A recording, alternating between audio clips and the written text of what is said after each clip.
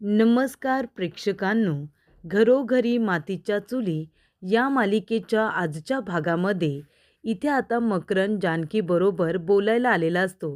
तो म्हणतो, जानकी मी मान्य करतो की माझं चुकलं, पण फक्त एकदा माझं नीट ऐकून तर घे. तेव्हा इथे जानकी म्हणते, मकरंद मला तुझ्याशी काहीसुद्धा बोलायचं नाही आहे. तेव्हा इथे सारंग म्हणत असतो की दादा मी काय म्हणतो, आता मी निघतो, मी नंतर तुला फोन करेन. तेव्हा ऋषिकेश म्हणतो, तू एकटा का जातोयस? मी येतो ना तुला सोडायला, चल. तुम्ही दोघेजणं बोला, आम्ही दोघेजणं बाहेर आहोत. तेव्हा जानकी म्हणते, ऋषिकेश तुला कुठेही जायची गरज नाही आहे. तुम्ही दोघेजणं इथेच थांबा. आणि तसंही मकरंदजवळ बोलण्यापेक्षा मी आपल्या इव्हेंटबद्दल तुमच्याजवळ आता चर्चा करते. तेव्हा इथे ऋषिकेश म्हणतो, जानकी हे बघ, मी मान्य करतो की माझं चुकलं. माझं खरंच चुकलं, पण एकदा संधी तरी दे. प्लीज एकदा संधी देऊन बघ. मला तुझ्याशी महत्त्वाचं बोलायचं आहे. तेव्हा इथे जानकी म्हणते, सांगितलं ना नाही बोलायचं आहे म्हणून.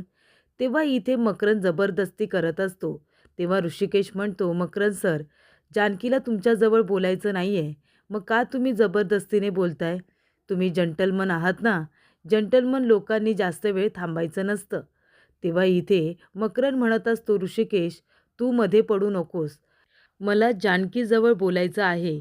तेव्हा जानकी म्हणते, ऋषिकेश मध्ये पडणार.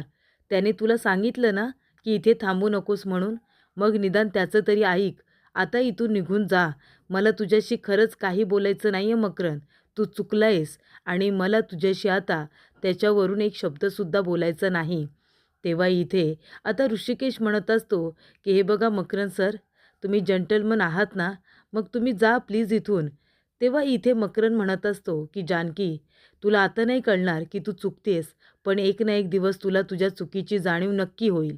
तेव्हा प्रेक्षकांनो, इथे आता सुमित्राने गुरुजींना फोन केलेला असतो आणि ती वामन शास्त्री गुरुजींना म्हणत असते की गुरुजी, माझ्या ऋषिकेशच्या नशिबात नक्की काय चालले हो, मला खरंच काही कळत नाही आहे.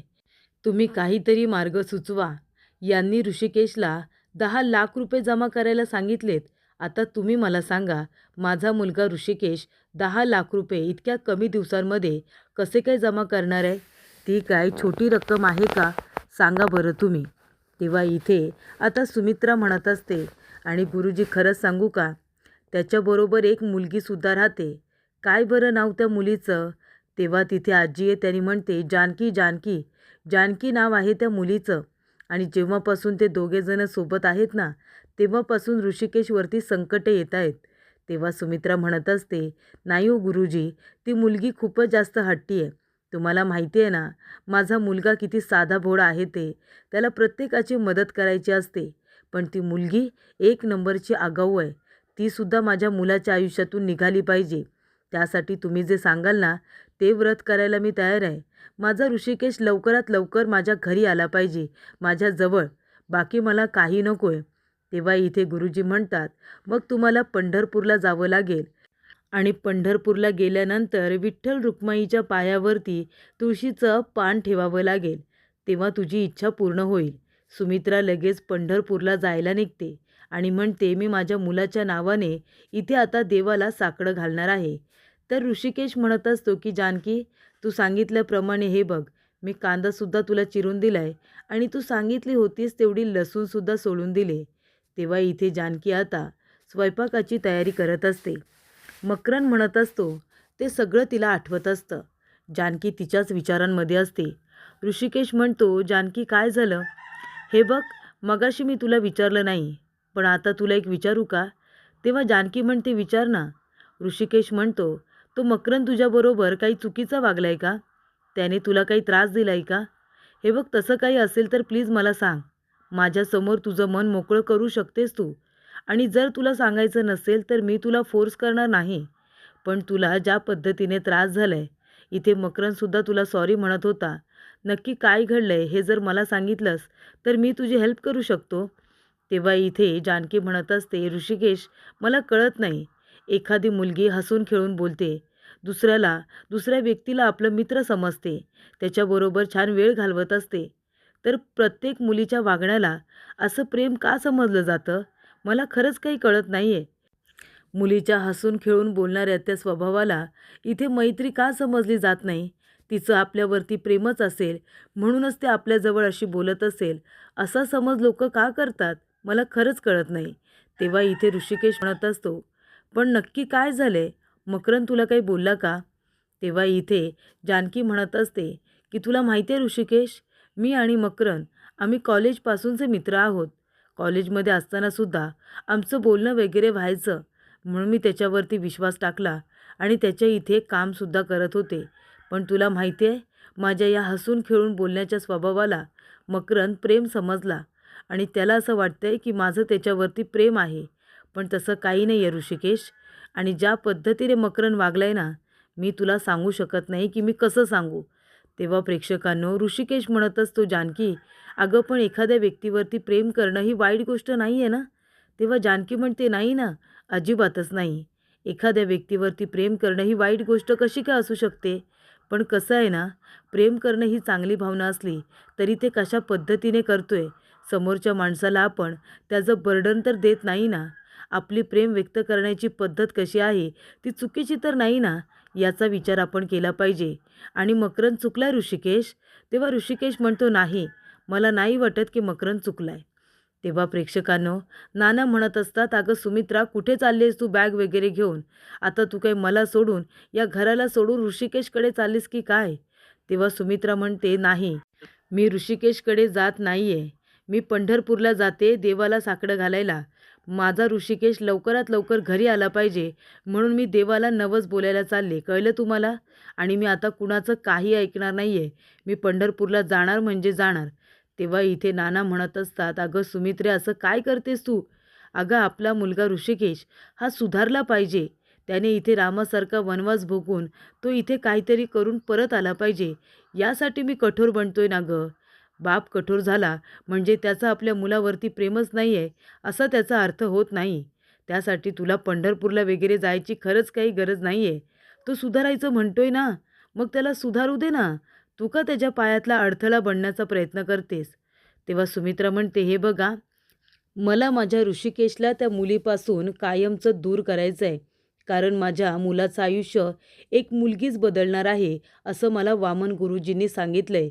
आणि ती मुलगी मला माझ्या ऋषिकेशच्या आयुष्यात नको आहे. तेव्हा इथे नाना म्हणतात, आणि त्याच मुलीबरोबर आपल्या ऋषिकेशचं लग्न झालं तर?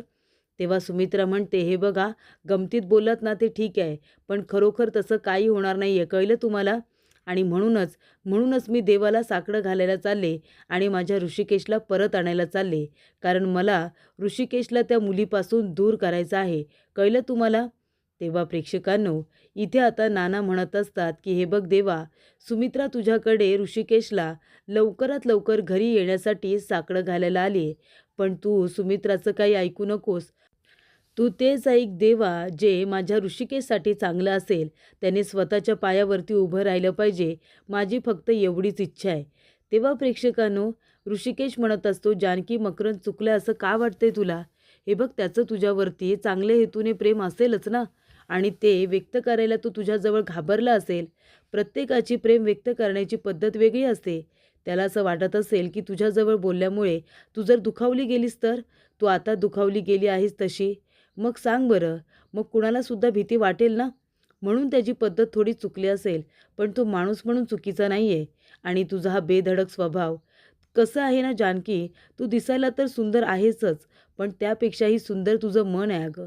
कोणीही सहजरित्या तुझ्या प्रेमात पडेल. अगं माझ्यासारख्या मुलाला तू जर आवडू शकतेस एक फ्रेंड म्हणून, तर तू मकरंदसारख्या मुलाला तर नक्कीच आवडू शकतेस.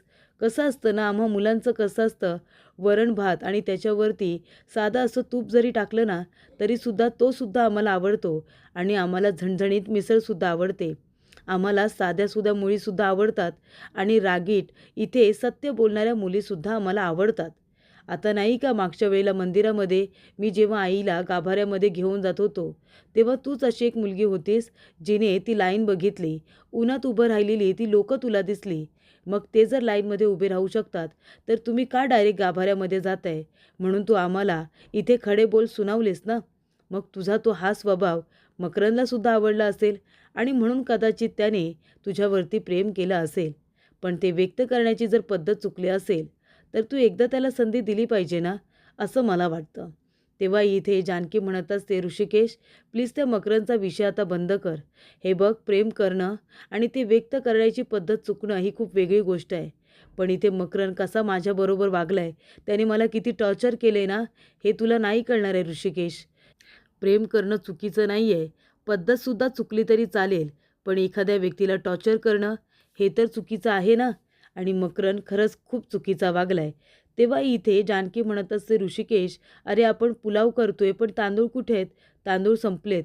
तेव्हा ऋषिकेश म्हणतो, ठीक आहे ना, तू तयारी कर, मी लगेच घेऊन आलो. जानकी म्हणते, ऋषिकेश मी पण येऊ का तुझ्याबरोबर, मला घरामध्ये थांबायला भीती वाटते. तेव्हा ऋषिकेश म्हणतो, हो चल ना माझ्याबरोबर. तेव्हा दोघे आता तांदूळ आणायला गेलेले असतात. आणि तेव्हा प्रेक्षकांनो इथे आता नाना आणि बाकीचे सगळे रणदिवे नाश्ता करत असतात. नाना आल्यानंतर आजी म्हणत असते की नानासाहेब मी तुम्हाला वाढू का नाश्ता. तेव्हा इथे सारंग म्हणत असतो, अगं आजी तू नाश्ता देणार का नानांना. अगं तू वाढणार नाही, काम वाढवून ठेवशील. दे माझ्याकडे पोहे, मी देतो नानांना. तेव्हा इथे नाना आता गप्प गप्प असतात. तेव्हा प्रेक्षकांनो इथे आता सौमित्र म्हणत असतो, नाना काय झालं, तुम्ही असे शांत शांत का. तेव्हा नाना म्हणतात, नाही रे, म्हणजे इथे नाश्ता आणि त्याच्याबरोबर तुझ्या आईची सततची बडबड याची आता सवय झाली आहे ना मला. ती घरामध्ये नाही आहे, तर मला आता तिची आठवण येते. तेव्हा सारंग म्हणतो, नाना म्हणजे तुम्ही आईला मिस करताय का, तुम्हाला आईची आठवण येते. तेव्हा नाना म्हणतात, हो आठवण तर मला येणारच ना. अरे तुझी आई माझी बायको आहे, इतकी वर्ष तिने हा संसार केला आहे आणि एक घर एक बाईच सांभाळू शकते, कळलं का तुला. घराला घरपण हे बाईमुळेच येत असतं. तीच त्या घराला बांधून ठेवत असते, एकत्र ठेवत असते आणि जपतसुद्धा असते, जे तुझ्या आईने आतापर्यंत केले. आमचं कसं आहे माहिती आहे का, समोर असलो की एकमेकांना जणू काही खायलाच येतो आणि एकमेकांच्या समोर नसलो की मात्र एकमेकांची आठवणसुद्धा येते. तेव्हा इथे आता सुमित्रा ऋषिकेशसाठी गेले देवाला साकडं घालायला. तेव्हा आजी म्हणते, आणि मी काय म्हणते नानासाहेब, पटते का बघा तुम्हाला, त्या ऋषिकेशसाठी हे सगळं करायची काय गरज आहे. तो ऋषिकेश त्याच्या आयुष्यामध्ये काही करू शकणार नाही आहे. तेव्हा इथे नाना म्हणतात, हे काय बोलताय तुम्ही, तुमचं तुम्हाला तरी कळतंय का. अहो ऋषिकेश नक्कीच त्याचं नाव मोठं करून दाखवणार, याच्या आधीसुद्धा तो काम करायचाच की. पण इथे आईच्या अति लाडापोटी आणि प्रेमापोटी तो बिघडलाय. एखादं हत्यार जागी ठेवल्यानंतर बसल्या बसल्या त्याला कसा गंज चढतो, तसं काहीचं ऋषिकेशचं झालंय. इतकी वर्ष तो लाडाकुडात वाढलाय आणि त्याचबरोबर सुमित्रा प्रत्येक वेळेला त्याला प्रोटेक्ट करत असते. आणि तेव्हा प्रेक्षकांनो इथे ऋषिकेश काम करणं थांबलाय असं आता नानांना वाटत असतं. त्याचबरोबर इथे मकरन आता टेन्शनमध्ये आलेला असतो.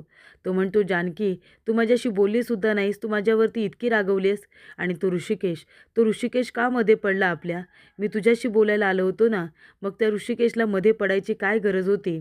नाही नाही, तो ऋषिकेश आहे ना, त्याला तर मी आता जानकीच्या आयुष्यातून कायमचं दूर लोटणार, कायमचं.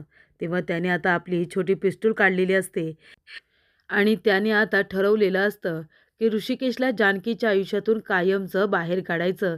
तेव्हा तो त्याच्यावरती बंदूक ताडण्यासाठी आलेला असतो. तेव्हा ऋषिकेश जानकी दोघेजण हळूहळू बोलत चालत आता येत असतात. तेव्हा प्रेक्षकांनो इथे आता मकरंद ती पिस्तूल घेऊन येतो आणि म्हणतो, ऋषिकेश आता मी तुला सोडणार नाही आहे. तर इथे मकरंद ऋषिकेशला मारण्यासाठी त्या ठिकाणी आलेला असतो. तेव्हा प्रेक्षकांनो मकरंद म्हणत असतो, ऋषिकेश सोडणार नाही आहे मी तुला, आत्ताच्या आत्ता गोळी मारणार. आणि जेव्हा इथे मकरंद गोळी चालवतो तेव्हा जानकी मध्ये येते आणि ती गोळी खाते आणि इथे ऋषिकेशला वाचवते. असं स्वप्न आता जागेपणीच मकरंदने बघितलेलं असतं. तो म्हणतो की जानकी आणि ऋषिकेश, काही झालं तरी तुम्ही दोघांना मी एकत्र येऊ देणार नाही. आणि जानकी, जर माझ्या हातून गोळी तुला लागणार असेल आणि तुझ्या जीवाला धोका निर्माण होणार असेल तर मला ते चालणार नाही. माझ्या हातून काहीही चुकीचं घडलं नाही पाहिजे तुझ्या तरी बाबतीत. मी तुला मारू शकत नाही, या जन्मात तू माझी होऊ शकत नाही, पण तू पुढच्या जन्मात तरी माझी होशील ना. आता मला संपवणार आहे जानकी, मी स्वतःला मारून घेणार आहे, असं इथे आता मकरंद म्हणत असतो.